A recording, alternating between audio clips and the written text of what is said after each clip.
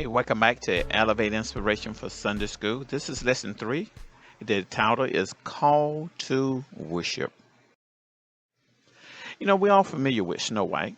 How that story unfold. You remember the famous rhyme? Mirror, mirror on the wall, who is the finest of them all? The evil witch was enraged one day when the mirror spoke back and said, "Hey, there's a peasant girl, is the fairest in the land." And you know what happened after that? This was devastating to her ego. So our passage today describes a similar scenario that also bores tragic and deadly fruit. You know, Matthew give us a different account compared to Luke. Matthew talks about the wise men. That's what we want to focus on today, the wise men. And from this story, we notice that the intent of Jesus' birth not only reached the children of Israel, but it also reached beyond the borders. So this lesson underscores a key feature of Christ's ministry, how it's able to go from border to border to just bring salvation to all.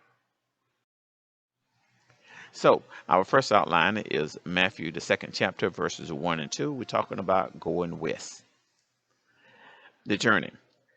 Verse 1, Now when Jesus was born in Bethlehem of Judea in the days of Herod the king, behold, there came wise men from the east to Jerusalem.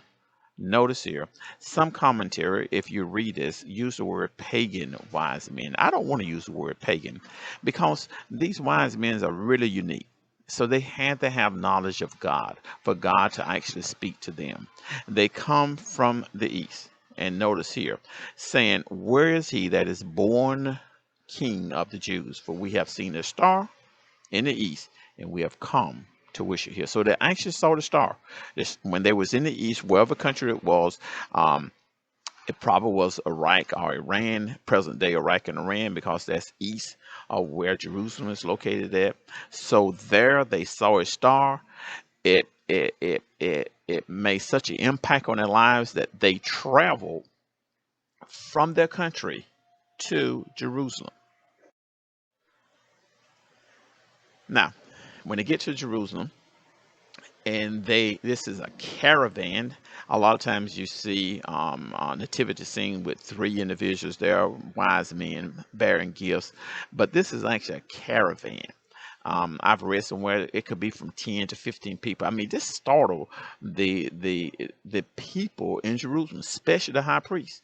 It started Herod, because Herod said, "Hey, wait a minute now, I don't have a child for you all to honor."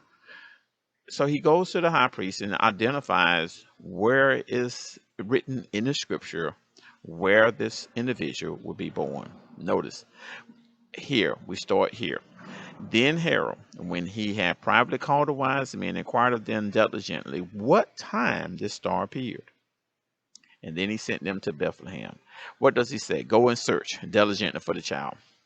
When you find him, hey, let me know so I can come and do the same thing. Yeah, right. You know that's not his intent. So when they are led by God, and when they heard the king, they departed. And then notice, lo, the star which they saw in the east went before them till it came and stood over where the young child was. So we see the star, it reappears again, and they rejoiced when they saw the star reappear. So I wonder, once they left the east and knew where to go, when they got to Jerusalem, had the star disappeared. And then that's how they started inquiring. But when they realized it was Bethlehem, the star reappeared. And then we have joy of discovery. And when they come to the house, when they saw the child with Mary, his mother, notice here, they fell down and worshiped him. And when they had opened their treasures, they presented to him gifts, gold, frankincense, and myrrh. Now, I want to emphasize here, notice the word worship. Notice the treasures. Notice the things they brought.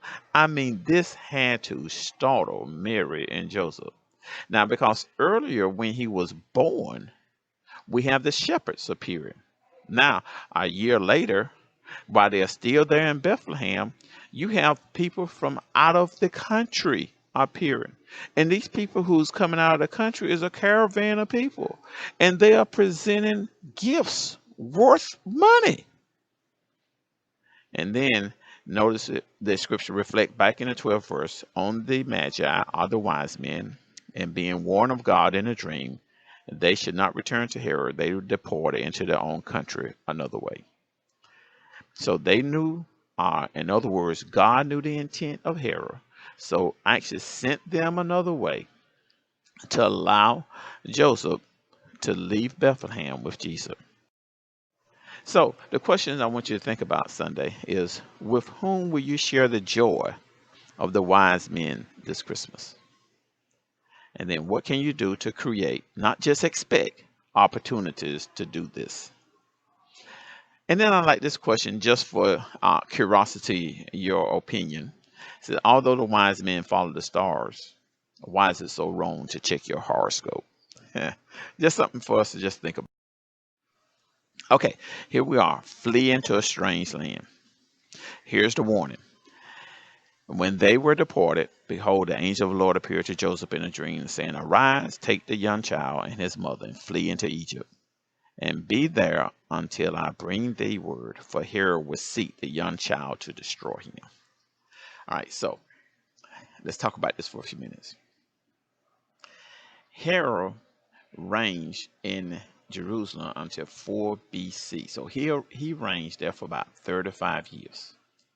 We don't know when during his reign that the wise men appeared, but we do know that he does, once he realized that the wise men went a different route, he asked, and it was revealed in Scripture, it was fulfilled in Scripture, for him to kill every child that is 2 years and younger. Now, Joseph takes Mary, they goes to Egypt, they go by night, and they depart to Egypt. Why Egypt? It says, the scripture to be fulfilled, out of Egypt have I called my son.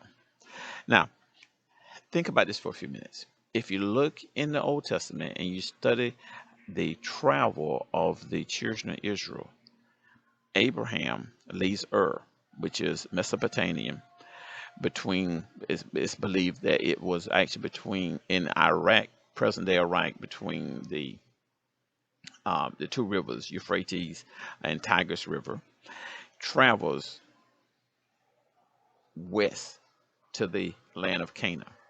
There he stays there. God promised him that land until Jacob have his 12 kids, and the boys treat Joseph, sells him to slavery. Where did he sell him? Into Egypt. When he rises to become next to the Pharaoh, famine hit. All of Joseph and the 12 kids that consisted of 70, the ports goes down to Egypt, and they live there for 400 years until God sends Moses to deliver them out of Egypt back into the land of Canaan. Notice the scripture to be fulfilled, saying, out of Egypt have I called my son. Jesus is taking the same path that the children of Israel took from the land of Canaan to Egypt, from Egypt back to the land of Canaan. So the question is, why was it culturally significant for Jesus to spend a part of his life in Egypt?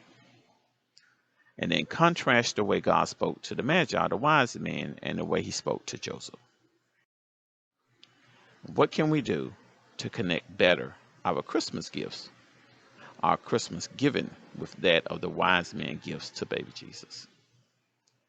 And then these two verses I want you to look at, Matthew 5 and 16 and 6 and 1, they have tension in those verses. How will you deal with the tension between those two verses in regard to the question that we have above?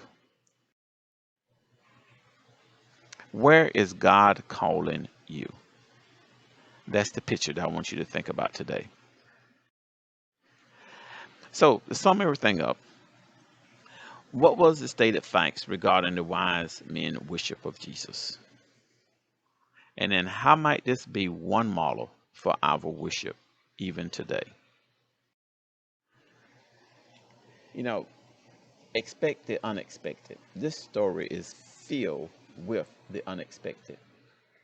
And no one expect wise men to appear to worship Jesus. Even the individuals, the Pharisees and the Sadducees and the high priests, did not receive any insight that the Messiah was born. Herod did not know any insight. It says in the scripture, when the wise men, this caravan, appeared in Jerusalem, there was an uproar. Matthew account encourages us to watch for God in action, even when he acts through people we don't anticipate. We still need eyes to see and ears to hear. I gather from this lesson that God is still working today.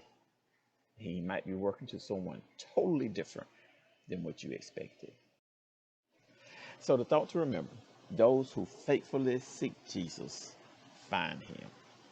Hey, our Zoom session is going to occur on Sunday at 6 p.m. There's the meeting ID and there's the passcode. Hey, see you in Sunday school.